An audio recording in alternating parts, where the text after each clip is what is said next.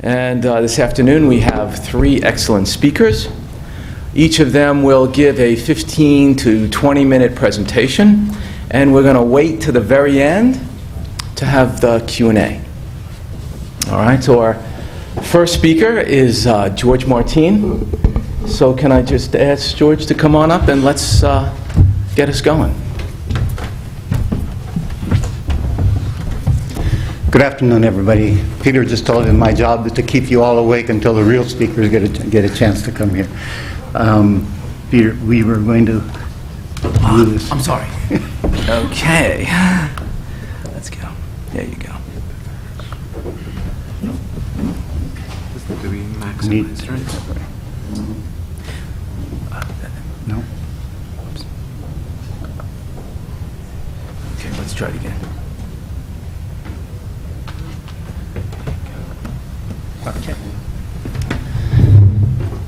Okay, so I'm going to keep you awake with cartoons as well. So, well, over today and the next couple of days, you've been exposed to a wealth of information. You're being exposed to a wealth of information and useful suggestions about how to plan sustainable cities.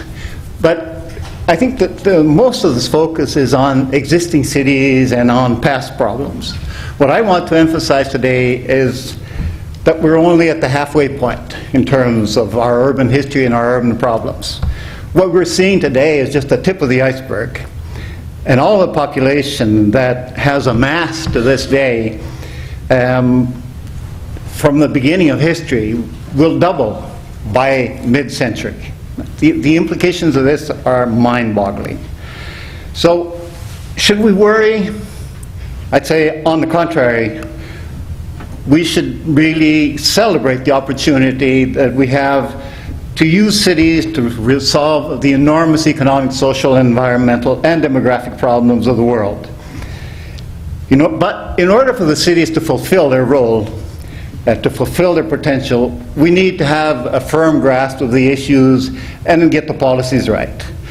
Unfortunately, that is not what I am seeing from most of the countries which are being most affected by urban growth.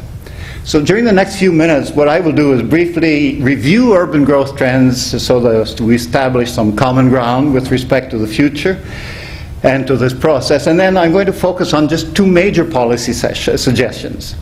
First of all, the need to plan ahead for the needs of the poor. And secondly, the need to take a proactive stance towards what I call the sustainable use of space.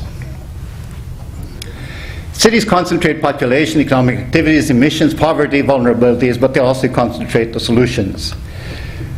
The main message that I want to bring is that massive urban growth in developing countries is inevitable, whether we like it or not, and most policymakers in developing countries do not like it. This massive growth can be very positive or very negative, depending on how we approach it and if we approach it with a proactive stance. Unfortunately, too many policymakers are failing not only to plan ahead, but are taking a negative attitude and are trying to prevent it. According to a recent United Nations survey, the proportion of developing countries having policies that try to retard or stop urban growth in some way has jumped from 44% to 74% over the last 30 years. And they're particularly reluctant to absorb the poorest elements of the population. But in doing so, they're not only making it difficult for the poor to take advantage of what the city has to offer, but they are also endangering the viability and the sustainability of the city itself. Massive urbanization is a very recent phenomenon. We have records of cities from 3,500 BC. But for most centuries, the proportion of the world's population living in towns and cities has been small. As late as of 1850, only 7% of the total population was urban. But you see what has happened since then. We're now at 50% urban, and then this proportion will reach 70% in 2050. But this change is not nearly as important as the change in the absolute number of urban population. In the now industrialized countries, which is this lower line, growth was much more gradual, and it would have basically stabilized at around 1.1 billion people. But in the developing world, this will literally explode in size, as you see in the red figures. It has already multiplied 70 times since 1850, and the numbers are expected to push past 5.2 billion urban inhabitants in 2050. So this last section to the right of the yellow line is what we need to worry about. That tail of the plane looking thing in red is the urban growth that we need to urgently address. And I think we're focusing a lot of our attention on the past problems rather than on what is going to happen. Obviously, urban growth varies very much by region, and it's crucial not only because of the absolute size, but where it's going to happen.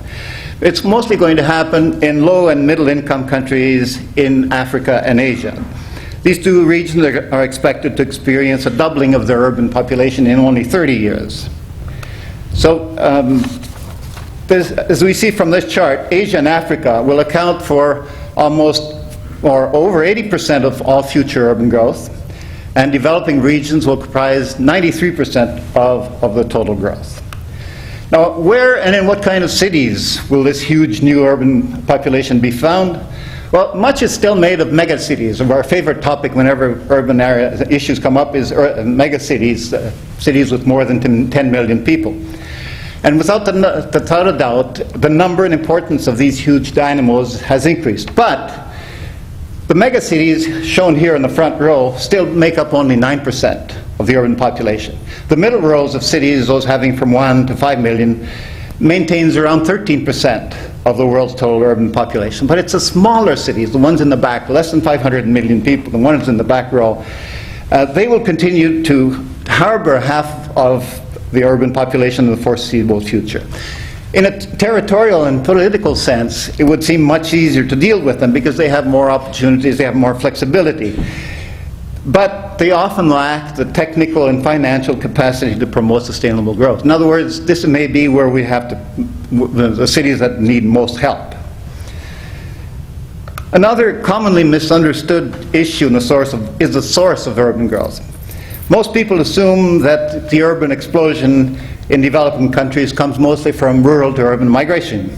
And this is important because on this basis of this belief, people often try to prevent rural-urban migration. Yeah, they can't really do it, but they believe that this will stop further in growth. But the fact is that more and more urban growth is due to natural increase in the cities. That is to say, the difference between fertility and mortality and of the population already residing in urban areas. Of course, countries that have had radical anti-urban policies such as China and Vietnam owe more of their urban growth now to migration and also to reclassification of cities. But the historical fact is that over time, the natural increase of urbanites tends to become the largest proportion of all growth. In other words, instead of trying to prevent migration and thus urban growth, people need to prepare ahead for inevitable growth. Unfortunately, negative attitudes towards urban growth tends to lead to negative policies, and most affected by this are the poor, who make up more than half of the total urban population. In developing regions, the existing slum population of the developing world is about 1/3. In Africa, this proportion is more than 60%. But when we look at the main sources of growth, which are migration and natural increase, actually the proportion is even higher. So the largest contingent in urban growth is made up of poor people. The failure to attend to the needs of the largest social category in a proactive manner, the poor, what happens? This leaves them to fend for themselves. And that's why they end up building their shacks in the worst possible places. Now, the poor obviously suffer from this because it prevents them from taking advantage of what the city has to offer. But it's extremely important to realize that the city itself also suffers, because the poor locate and expand in inadequate areas. It becomes much more difficult for the city to plan for infrastructure and services. The environment also suffers because these landless people may settle in watersheds, steep slope forested areas, floodplains and riverbanks, or in areas that have rich biological diversity. So as a result, the city can become ugly, difficult to administer, foul-smelling, and environmentally problematic. In such conditions, the city is unattractive to potential investors and leaving it behind in the generalized competition for investments. Without economic activity, it's unable to offer employment to its growing population and also lacks the tax base to provide improvements in infrastructure and services. So in short, dealing with the housing needs of the poor is a starting point for reducing a vicious circle that is harmful not only to the poor themselves, but to the quality of life of the entire city. What can we do to transform the impending urban explosion to something positive for development? Given the negative effects of letting the largest social contingent fend for itself, the poor, I'd say the first thing we need to do is really to attend the housing needs of the poor.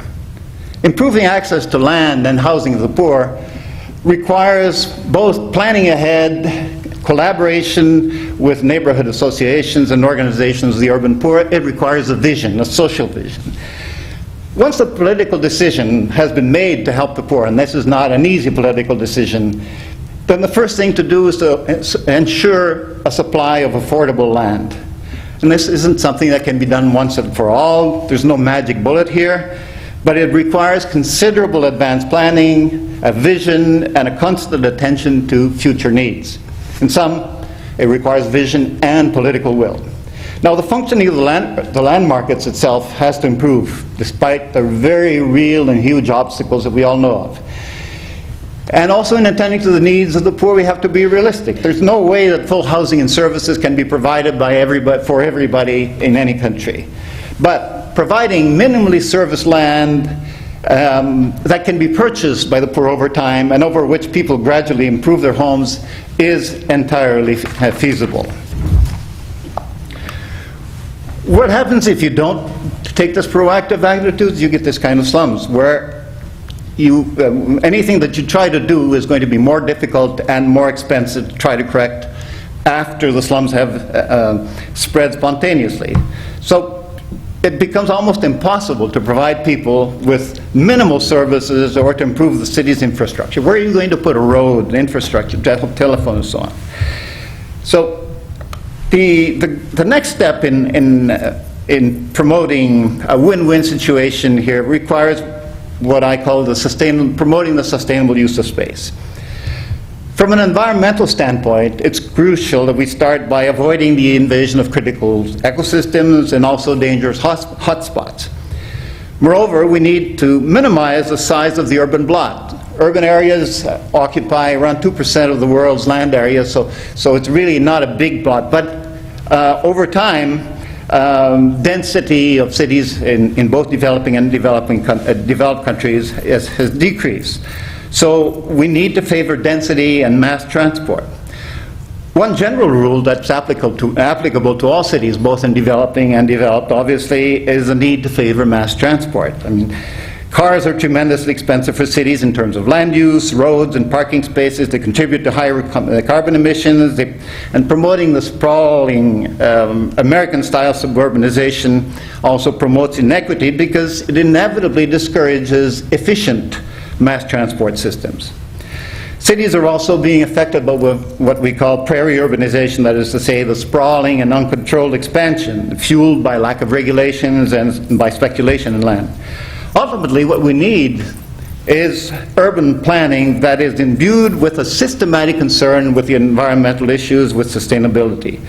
Obviously, we need rules and regulations to do that, but we need also a proactive stance, a political stance, and a vision.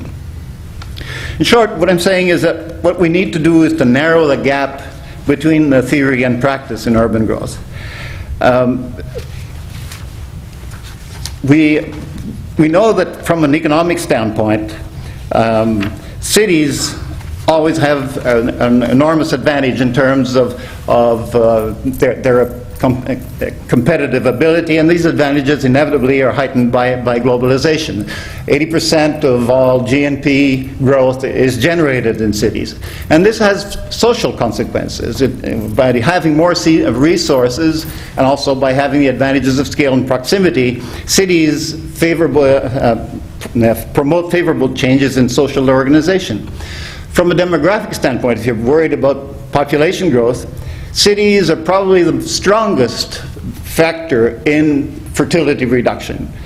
There's no motivation for large families and in urban areas, and there's generally better access to reproductive health services. The difference on a global scale in poverty levels between urban and rural areas is about 30%. So all of these things there are advantages. There are even advantages from an environmental standpoint. Density and concentration are necessary for preservation and rural biodiversity. And technological solutions that are going to be necessary in terms of promoting a more friendly attitude towards the environment also tend to prosper a bit more in urban areas. So despite all of these advantages, what we see is an increase in the number of policymakers that are trying to prevent urban growth and concentration. They see this as something inherently negative. So what we need to do is to promote a more proactive attitude towards inevitable urban growth, because if we don't, then we're going to fall into this trap, which Seneca says that there are really no good winds for navigators who don't know where they're going. Thank you.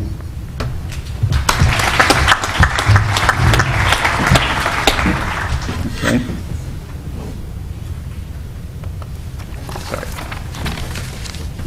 Okay, thank you, George. And I will try and summarize and synthesize this material at the very end. Our next speaker is Stephen Wheeler, and we're going to hear about his thoughts on sustainable urban form and development, if that isn't possible or not. Okay.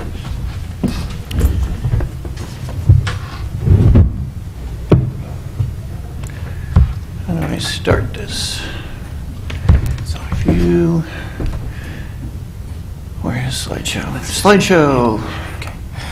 I am used to Macs, so it's a little hard to go back. I just changed a few years ago. I am very honored to be with you all today, and it is also a challenge to be on a panel at 5 o'clock. We've all had a long day, but I will do my best to keep us all awake. I will also do my best to be provocative, which was one of the guidelines for the panelists. And I'm going to start with the title of this panel, Sustainability Through Rapid Urban and Population Growth. I am going to argue that this is not possible and that we are seriously deluding ourselves if it is. I'm going to differ a bit with George on this. But first, let me go through some other things. One starting point is to realize that we are 40 or 35 plus years on in a debate, a discourse, a global discourse on sustainable urban development. The roots, of course, go back much more than that time, but in the 70s we had, for the first time, the concept of sustainability coined almost simultaneously by Dana Meadows in The Limits to Growth and Sir Teddy Goldsmith in Blueprint for Survival. I had the good fortune to be able to study with Dana Meadows in that decade, and that has stuck with me ever since. We had a whole profusion of other action, particularly at the NGO level, on urban sustainability. We had all the work of the ecologist staff in London. We had the World Watch Institute in DC produce an incredible profusion of work, which goes on to this day. We had the World Resources Institute founded. We had E.F. Schumacher, we had Amory Lovins, we had an organization that I worked for at that time, Friends of the Earth, published a book called Progress as a Survival Mattered, which was a great compendium of sustainability strategies. We knew at that time the basic outlines of sustainable urban development. We did not, it is not rocket science to implement many of these technologies. I actually personally live in a home that was built in 1978 that is more energy efficient than many houses built to date, partly because it is simply oriented south, and it takes advantage of other passive solar strategies. So why have we had this long discourse and not more progress? That is one of the themes I am going to come back to. And of course, the discourse has wound ever since. There have been many efforts to sidetrack it in various ways, or greenwash it, or co-opt it. I'm not going to go into them, but I think we need to position ourselves in a very long, I won't say struggle, that's more an advocacy term, but a very long effort to re-envision cities. We are not starting anew in 2010. How much progress have we made during this time? Well, we've done a lot of things. There has been noted progress in many fronts. In the U.S., certainly air and water quality, toxics management, just the idea of environmental review. It's an idea that didn't exist back then. Definitely urban park design, reclamation of brownfield land, lots of other things. I could go on. But we also have much larger urban sustainability problems that are still gaining ground on us. And many of the problems that people warned about in the early 70s of this global civilization steaming like an ocean liner toward an iceberg in the 21st century are still there. We are still heading toward that iceberg. And maybe climate change is it, maybe peak oil, maybe various other things. I think climate change will be it.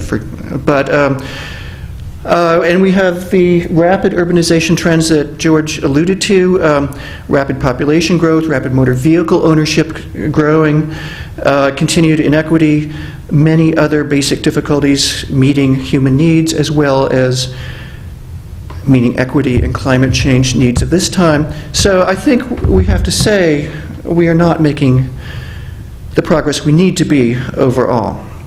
So I'm going to come back to this central question of how we might have a more cohesive urban sustainability agenda and might look at the root causes of progress or lack thereof a bit later. But first, let me take a detour into some of my own work, looking particularly at the physical forms of development, which is one of the topics of our panel today. I map landscapes of urbanization, and this landscape scale of analysis is something I think is very useful for us in this day and age. It comes partly out of a school of theory known as landscape urbanism, which I think still needs to be developed quite a bit further, but looks at these larger chunks of neighborhood scale form as the unit of analysis of the postmodern region rather than the individual building or the block or the lot or the site or these other smaller things that architects and historians have been concerned about previously. So I'm going to show you a few examples from my work. This is the Sacramento metro region, an area of 1.5 million people. This is a growth map, and basically the